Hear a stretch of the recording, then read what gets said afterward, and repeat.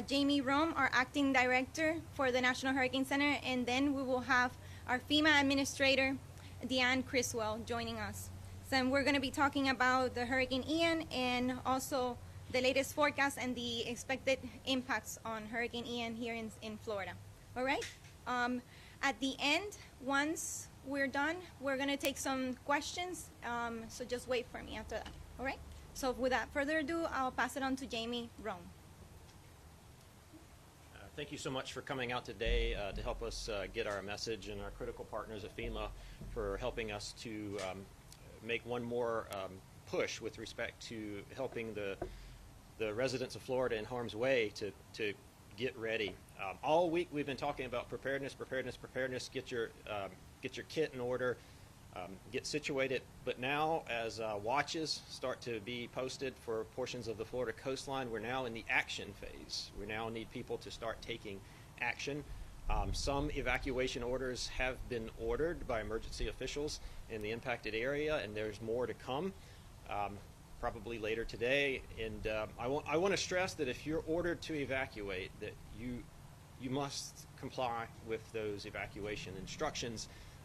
So many times we see people second guess emergency managers and evacuation instructions, and it often costs them dearly.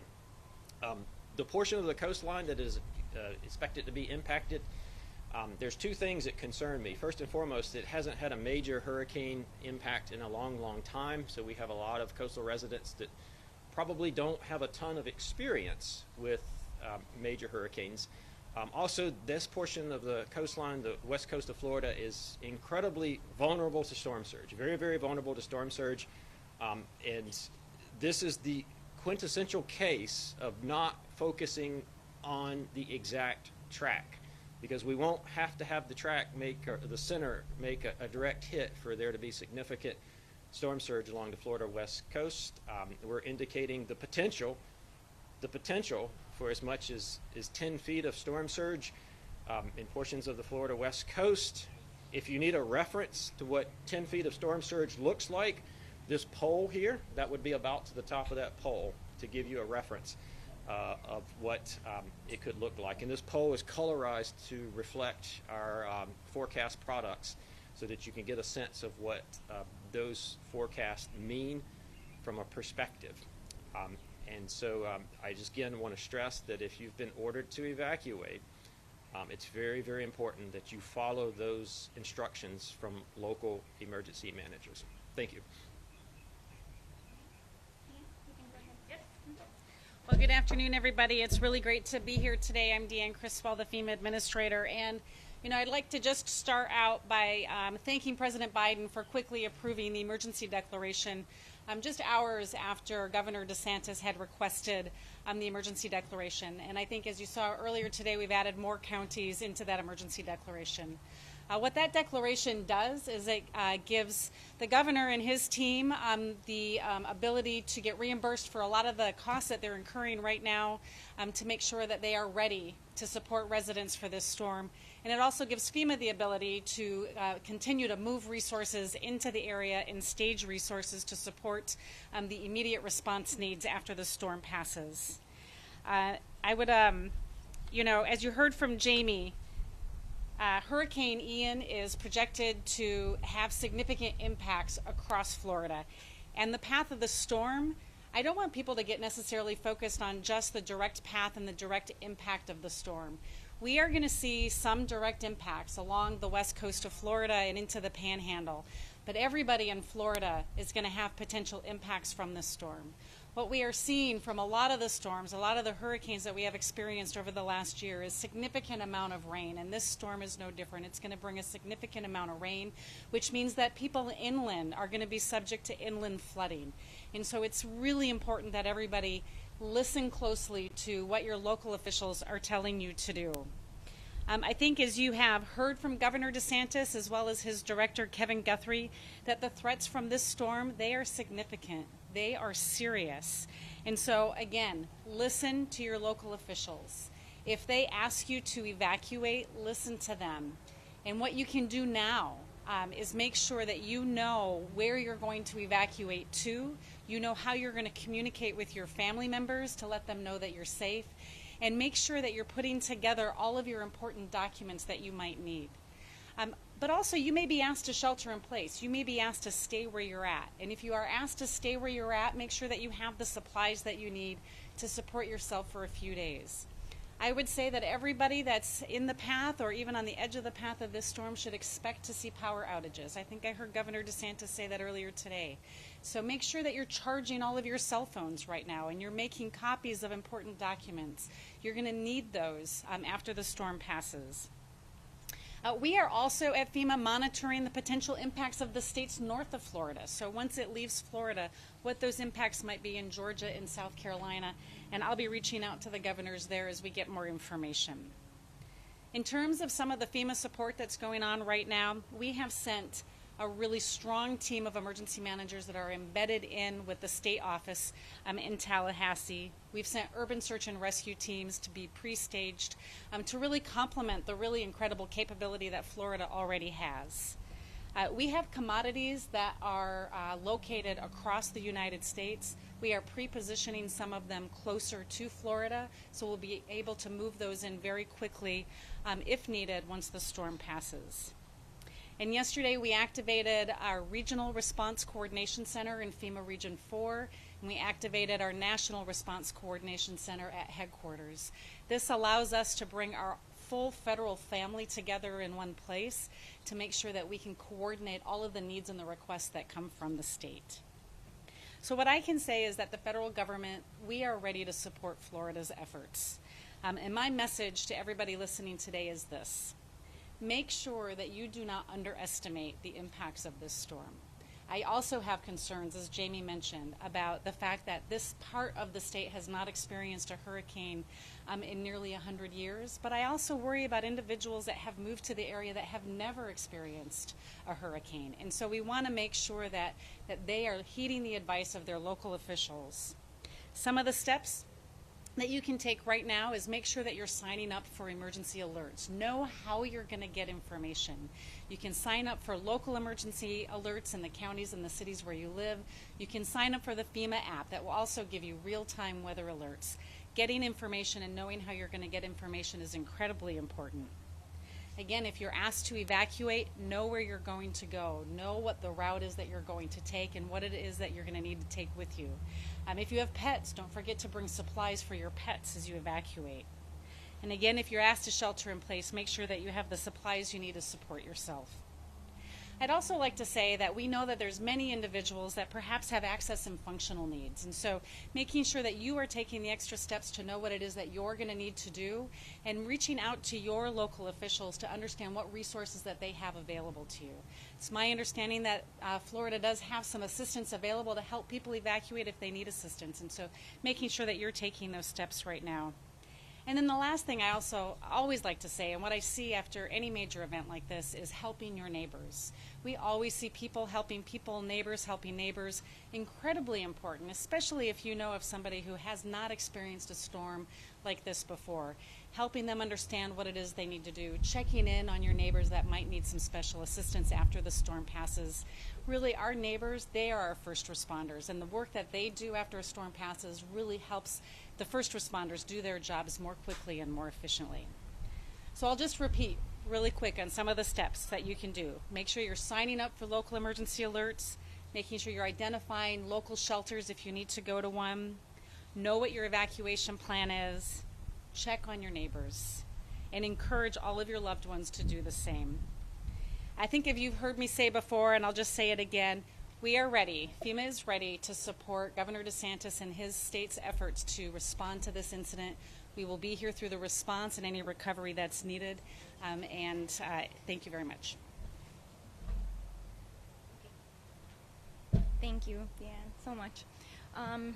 Okay, so we're going to go ahead and start taking some questions. So first off, please state your name, your affiliation, and who you're going to direct your question to. All right? So go ahead. For Jane? I'm sorry, it's really hard for me personally to hear you a little bit. You're talking about the possible 10-foot storm surge. Can you help me understand exactly where and what role, if any, Well, there'll be ample time after season to discuss climate change. I want to focus on the here and now so as not distract from the important message. While the entire west coast of Florida is very susceptible to storm surge, based off the existing track, the 10-foot is projected in the Tampa Bay area, in and around Tampa Bay, and you can go see that on our forecast to get a more precise depiction. That's not to take away from areas farther south that they also are projected to get a significant storm surge, but the 10 was in reference to the Tampa Bay area. All right. Can I just ask real quick, there's a high tide right now. Can you talk about like the keys and the keys water may be a little bit higher? Yep. For the keys. Yeah. It's factored into our forecast. Both the tide and any unusual. We're in the fall, where water levels tend to run higher than usual this time of year because of the time of year. That's all in the forecast. I was just in the Keys a week ago, and and well beyond this storm, and the water at high tide was very close to some roads. So that's why, even though the 2 to 4 feet down there probably doesn't. It gets overshadowed by this 10-foot that I was talking about farther up the coast, but that has the potential to be a pretty impactful event down there as well, because it could cut off roadways and make it hard for people to move around. Great question. All right. So, Mr. Rowe.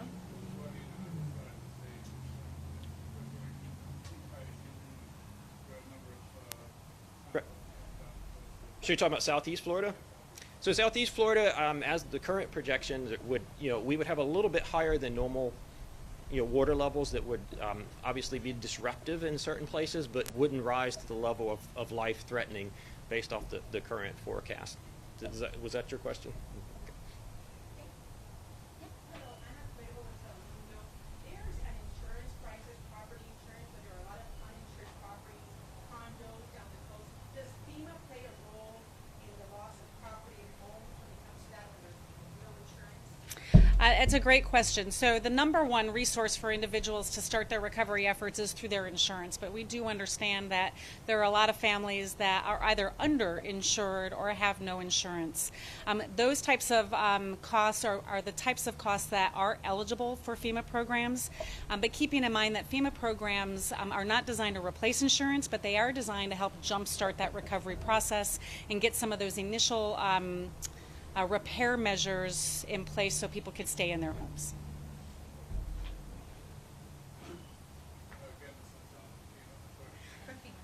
About the runway for applications for students in actual area.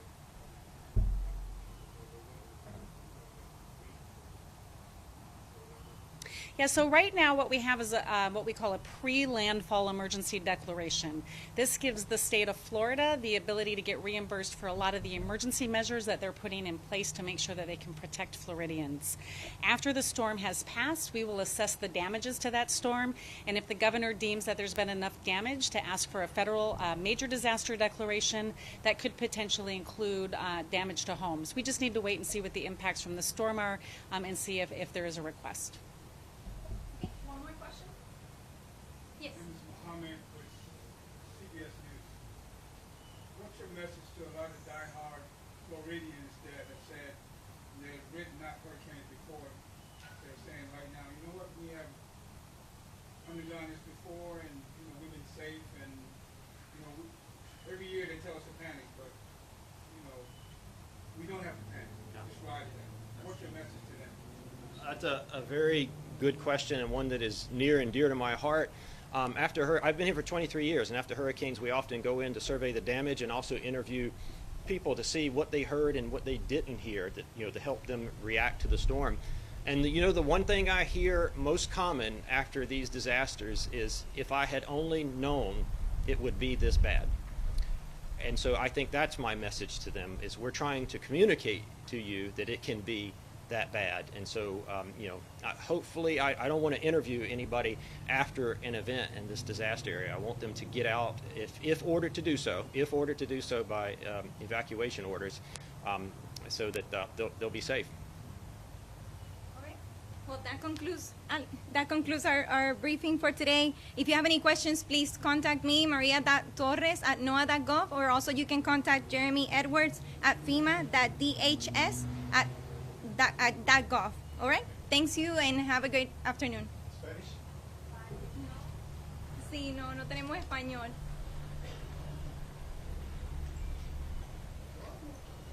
Si quiere le puedo dar un mensaje. Thank you, guys.